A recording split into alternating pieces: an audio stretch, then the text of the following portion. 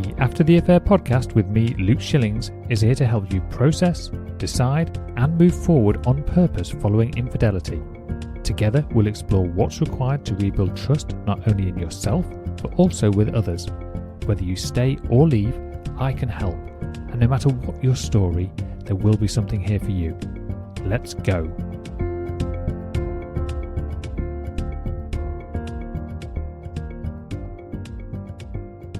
Hello and welcome back to the After the Affair podcast. I'm your host, Luke Shillings, and today you're listening to episode number 182. One popular explanation I hear after betrayal is it just happened. This is a bit of a follow-on from my conversation last week about alcohol being a reason for which an affair or at least a betrayal of some sorts can occur. Maybe you've heard it yourself. Maybe it was said during a conversation where you were trying to understand what went wrong, trying to understand how something so painful could have happened in the first place. And when those words land, it just happened, they often leave the betrayed partner feeling even more confused, because on the surface it sounds like an explanation. But when you sit with it, it doesn't really explain anything. What does just happened actually mean? Did it come out of nowhere? Was there no warning? No build-up? No moment where a different decision could have been made? And this is where many people start looping in their minds, trying to make sense of something that still doesn't feel resolved. So in today's episode, I want to explore this phrase because while it may feel true to the person who said it, it rarely tells the full story.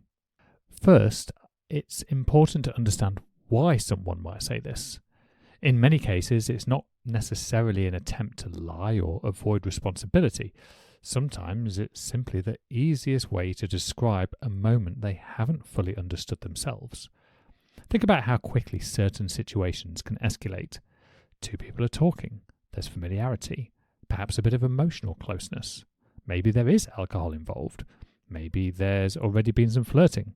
And suddenly, something happens that crosses the line. From the outside, it might look like a clear sequence of events, but from the inside, that moment, the person may experience it as sudden, almost like a switch flipped. So, when they try to explain it afterwards, the simplest description becomes, it just happened. But simple explanations are not always helpful explanations, especially when someone else's trust has been broken. The difficulty with the phrase, it just happened, is that it suggests something spontaneous, something accidental, almost as if betrayal was just a random event. But relationships rarely break in a single moment, and betrayal rarely begins in the moment people remember as the affair. It usually begins much earlier, long before anything physical happens, long before someone would even label it as an affair. It begins with a series of small decisions, small moments where boundaries become slightly more flexible, small permissions that feel harmless at the time. And because those moments are often subtle, they can go unnoticed, even by the person making them. And let me give you an example of what this can look like. Two people meet through work. They start talking. At first, the conversations are completely innocent, friendly, professional. Maybe they share a sense of humour. Maybe they work closely together. And over time, the conversations become a little more personal. They start sharing frustrations about work. Then, perhaps, frustrations about their relationship. They begin messaging outside of work hours. Still nothing explicitly inappropriate, just conversation, but there's a shift happening.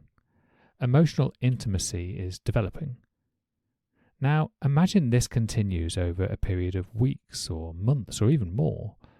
They become comfortable with each other. They enjoy the attention. They enjoy being understood. Again, none of these steps individually feels like betrayal, but collectively, they begin to erode the boundaries that normally protect a relationship. Then, one evening, they're together. Maybe it's a work event. Maybe alcohol is involved. Maybe emotions are heightened. And suddenly, a line is crossed. That moment becomes the moment people describe later.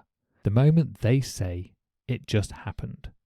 But if we rewind the story, we often see that the foundation for that moment was built long before it occurred. Now, It's important to be careful here. Understanding the build-up is not about assigning blame to every small interaction that came before. It's about understanding the process. Because if someone believes the betrayal was purely accidental, something that appeared out of nowhere, then it becomes very difficult to prevent it from happening again. But if they understand that it developed gradually, then they can begin to recognize the early warning signs. They can notice when boundaries are becoming too flexible. They can notice when conversations are becoming emotionally intimate. They can notice when attention from someone else starts to feel good in a way that might lead somewhere dangerous. Awareness, it changes everything.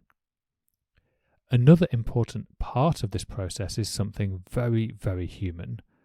Attention, validation, feeling seen. Many affairs don't begin because someone is actively seeking betrayal. In fact, I would argue that almost all don't. They begin because someone enjoys how they feel in the presence of another person. Maybe they feel appreciated. Maybe they feel interesting again. Maybe they feel understood in a way they haven't felt for a while. None of these things are inherently wrong, but when those feelings come from someone outside the relationship and they begin to replace emotional connection within the relationship, the risk increases. And again, this doesn't happen suddenly. It develops gradually. Often so gradually that the person involved doesn't even realize how far the dynamic has shifted until a line is crossed. Now, let's return to the betrayed partner hearing those words. It just happened.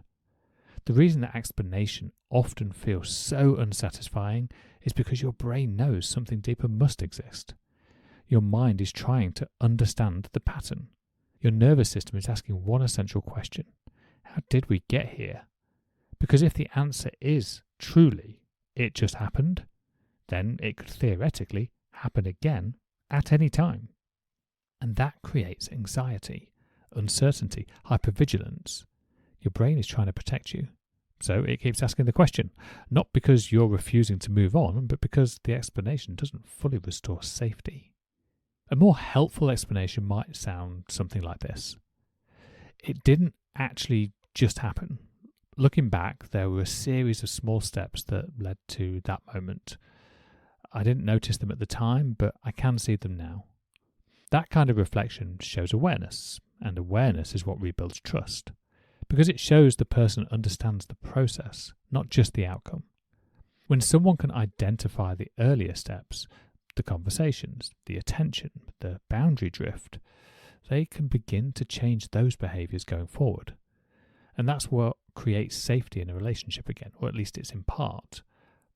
The real work after betrayal is rarely about the moment itself. It's about understanding the process that allowed it. Because if that process remains invisible, it can repeat itself. But once the process becomes visible, it becomes manageable. You start recognizing the early signals. You start paying attention to boundaries. You start noticing where emotional energy is going. And those small awarenesses make a huge difference. If you're listening to this as someone who betrayed your partner and you've used the phrase, "it just happened," this is probably an invitation to reflect a little more deeply. Not to punish yourself, not to drown in shame, but to understand the story more honestly. What were the moments leading up to it? Where did boundaries start to shift? What did you enjoy about that connection? What did you ignore that you now recognize? That kind of reflection doesn't just help your partner, it helps you grow as well. And if you're the person who was betrayed and you've heard this explanation, it's okay if it never quite felt satisfying. Your mind was looking for something deeper. But instead of focusing on the phrase that was used at the time, it can perhaps be more helpful to look at what has happened since. Has there been reflection? Has there been awareness? Has there been growth? Because the future of the relationship will always depend more on learning than on the explanation of the past. Affairs rarely begin in the moment people remember them. They begin much earlier, in small decisions, small permissions, small shifts in attention and boundaries. And when people say it just happened, they're often referring only to the final moment, not the path that led there. Understanding that path is not about assigning blame. It's about building awareness. Because awareness is what allows people to protect their relationship in the future. If you're struggling to understand how betrayal happened in your relationship, even months or years earlier, that's something we can explore together. Understanding the process behind betrayal is often the key to releasing the emotional charge that keeps the past feeling present. If you'd like more support with that, you can visit lifecoachluke.com. Book yourself a discovery call. Let's talk. Until next week, take care of yourself. I'll talk to you soon.